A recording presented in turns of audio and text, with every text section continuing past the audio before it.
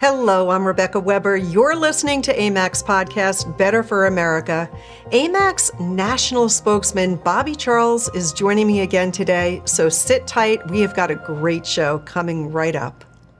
We are proud to have First Fidelity Reserve as our official bullion and rare coin partner, as they have supported AMAC for over a decade. Call First Fidelity Reserve, 800-336-1630. That's 800-336-1630, and get your free 38-page precious metals guide today. Bobby, it's always such a joy to have you on, and I love having these conversations. So much happens between our programs, and you have really great in-depth knowledge in so many areas that we all care about. Now, you've seen a lot, so let's get right into it. And I was thinking that we could really focus on two issues. The first would be the continued lies that we see coming out of the Biden administration. Secondly, I want to talk national security because there is so much developing there. The way in which Americans are being lied to by the president is something I've never seen before. It's unprecedented. So let's start right there. More and more today, people are saying that doesn't make sense. You know, the president is saying the border is closed. We know the border is wide open. He's forcing our language, trying to take over the whole narrative, saying don't call them illegal aliens, call them newcomers. These are just a few examples that I think Americans are really starting to wake up and get fed up. A question I have for you a little bit here is, in addition to so many other things that the Biden administration has done, including the involvement of his son's criminality and the way that Joe Biden has demonized Americans who want traditional values, for example, the Justice Department forcing parents to accept gender changes, this whole messaging seems to be really force-fed on the American public. And it seems to be exactly what the left wants. The public certainly doesn't want this. What are your thoughts? Yeah, you know, Rebecca, in some ways what you've done is you've crystallized what's really happening around us. And sometimes it helps to have someone else tell us what we already think and just give us a reaffirmation of that. We're really at a tipping point here. And you can ask yourself the question, why are the Biden people and frankly all of his supportive Democrats in the Senate and in his White House, and why are they why are they pushing all these lies? And in the most fundamental way, it's because they have a failed administration. But it's bigger than that. I think that they are getting desperate. And everywhere in politics and in life, frankly, when people get desperate, they tend to get shrill. And that's exactly what we're seeing here. What's really happened is that Biden, and it's a fundamental shift, Biden is rebranding the Democrat Party as a party where the next thing you hear out of their mouth, you expect to be a lie. You expect it to be untrue or hysterical or overly defensive. And so just use a few common examples. And in many ways, Biden gave us the magnifying glass right there through his own State of the Union. He promulgated so many of his own crystallized lies through that State of the Union that you just sit back and you sort of sit there as an American and you think, well, what does he think? That I'm just so stupid I don't see what he's saying? Take crime, okay? And the illegal alien piece that you just mentioned. He in his 3 years, he has allowed in excess of 10 million illegal aliens into this country. They have flooded into both red and blue states. That will affect the census, as Elon Musk very aptly said a couple of days ago. Yes, that will affect the census, giving the Democrats in the blue states more, maybe up to 20 more seats in the House. But the lie is more profound than that. 64%, Rebecca, of all of the federal crimes are committed by non-citizens. Now, where is Biden taking ownership for that? Or take the crime level in the United States. They sort of give it a good gloss and say, well, the FBI says things are getting better. Well, let's put aside the credibility of the FBI for a moment. Let's see if they are getting better. In D.C., in the last 1 year, where Mr. Biden lives when he isn't most of the time in Delaware, you know, with his documents and his Corvette. Bottom line is in D.C., you had a 36% increase in homicides last year. In Memphis, you had a 27% increase in homicides. In Dallas, you had a 15% increase in homicides. So the lie that crime is better and illegal aliens aren't illegal, it's a complete and total lie. We all know it. Here in the state of Maine, they immediately converted because we also have a Democrat governor up here, they took a facility that was built for homeless veterans and gave it to illegal aliens. Now, you want to talk about infuriating the average American who has great respect for veterans who represent only 7% of the country and 1% of the country's on active duty? Those are people we owe everything to, and yet Biden dishonors them, as do a lot of these governors. Second big lie, the economy. He says, well, inflation is better. Excuse me. Inflation is not better. When you came to power, Mr. Biden, it was 1.2%. Today it's 3.2%. Well, it's down from August of 2022. Yeah, because you shut down the energy sector like you just demanded that everybody buy electric cars here by 2027.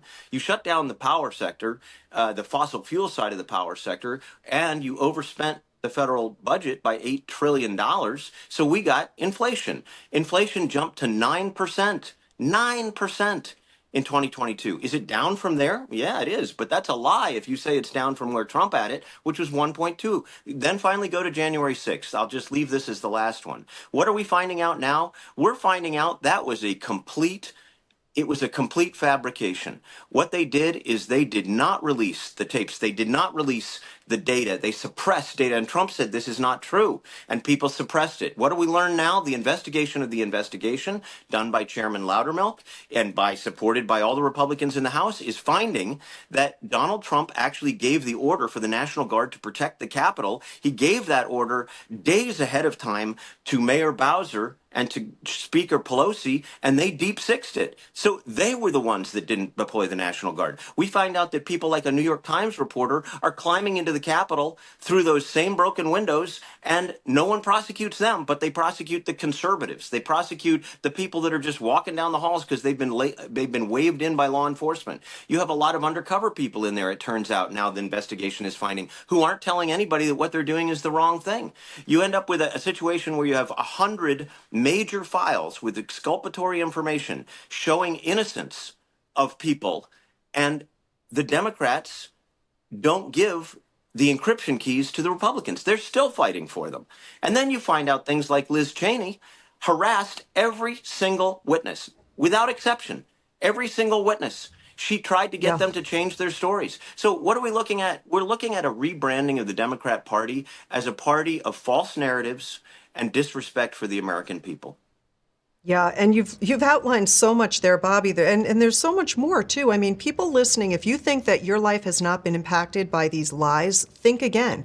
For example, going after parents and calling them domestic terrorists when in fact they just care about their children. They want to make sure that the schools are not doing things behind parents' backs, attacking Catholics, going after Catholics, identifying people who identify with MAGA, Make America Great Again. I think it's a terrific slogan. Calling that word toxic and turning against half the population in America. The list goes on and on. It is so unfortunate that, I always said this, Bobby, when you're a good person, it's hard to imagine how someone could do something intentionally wrong, bad. Yet we see that happening over and over again. And we know that these are people in power.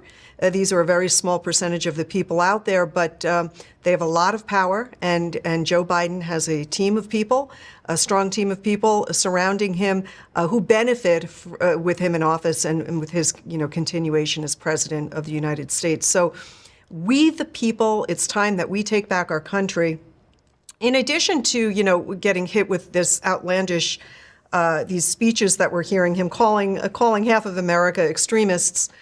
Americans are really concerned about our national security, and I think rightly so, because this is such a big issue. We seem to see a rising tide of instability almost everywhere, with effects here at home.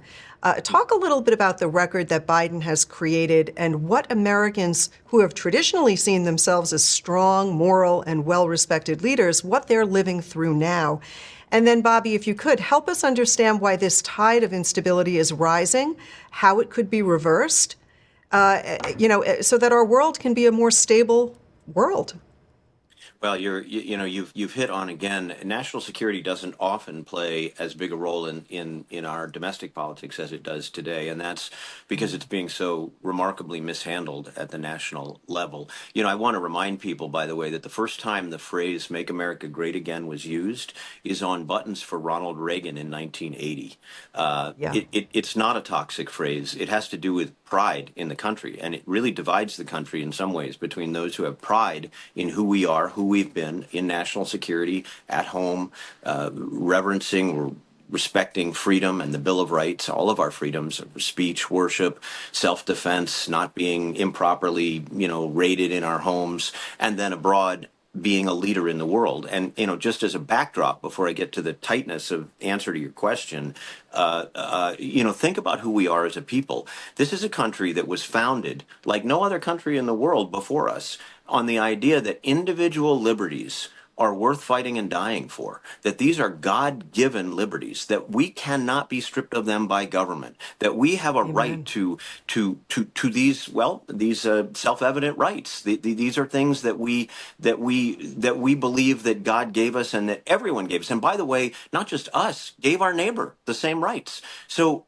that's where we were started. We then really fought with ourselves in order to scrub from our own culture the sin of slavery. And how many other countries have had a massive civil war on behalf of a minority in the country that they wanted to see free, and the Emancipation Proclamation and all that? Then you go to World War I and World War II, where Europe was going to go down in flames, was going down in flames. The United States was not being attacked. And World War II, we were finally attacked at Pearl Harbor. But what did we do? We stepped up to defend freedom, not just for ourselves, but for the whole world. We lost 500,000 boys, ages 16 to 25, in World War II. Why? Because we would not allow Europe to go down in flames. We are a very selfless, generous, dedicated, and while we're as failed as anybody else on the planet, we're a morally centered people. So that is the backdrop. And now you look at this Biden administration behavior.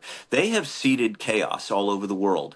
They have cozied up to Iran and given them the time and the money, billions and billions of dollars to finish their nuclear program, which they could within weeks. We're going to have in this campaign at least one candidate saying they will not tolerate a nuclear Iran. They have, Biden gave the invite to Putin to come in. People forget this. He's the one that said, well, a small incursion in Ukraine would be permissible. Bull. Okay. When you egg on a guy that has Putin's ego, he's going to take advantage. They've pocketed tons of money, the Biden family, from China, while letting China get away with murder. They've turned, and so now what's the latest? I mean, the latest is Haiti. And what's going on in Haiti? You will not see this in any newspaper in the country. You will only see it here, and you can validate everything I'm about to say, and you might see it on John Solomon. But the bottom line is, because they're working with AMAC, the bottom line is this: Haiti had fuel coming from the United States that was affordable in 2020 when Donald Trump was president. It was $39 a barrel, okay? Within day one, Biden ramped up the attack on fossil fuels and started his spending spree. What did that do? It ramped up the price of oil, not only for Americans. Remember that 9% inflation in 2002? Sure. A lot of that driven by fossil fuels.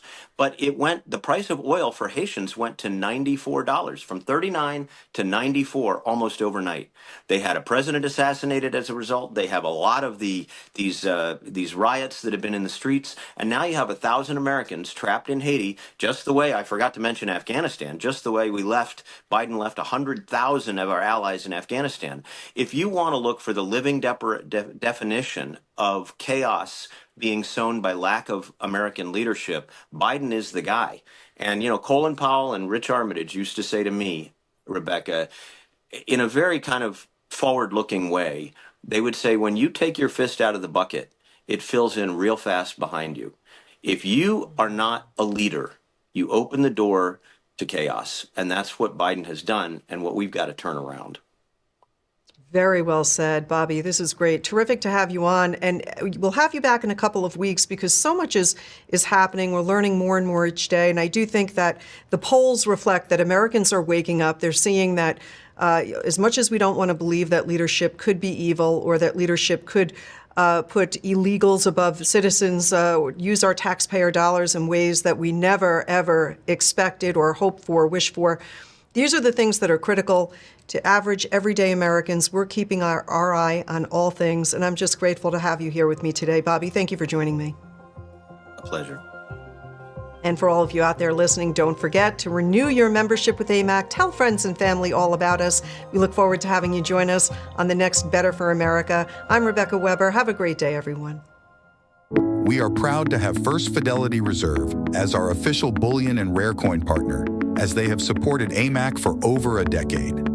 They are offering our members a free copy of their award-winning Precious Metals Guide to make investing in gold and silver safe and easy for you. Over the past 4 presidential election cycles, gold has trended upward, and this year looks to be the same, as experts estimate gold will gain 25% in 2024.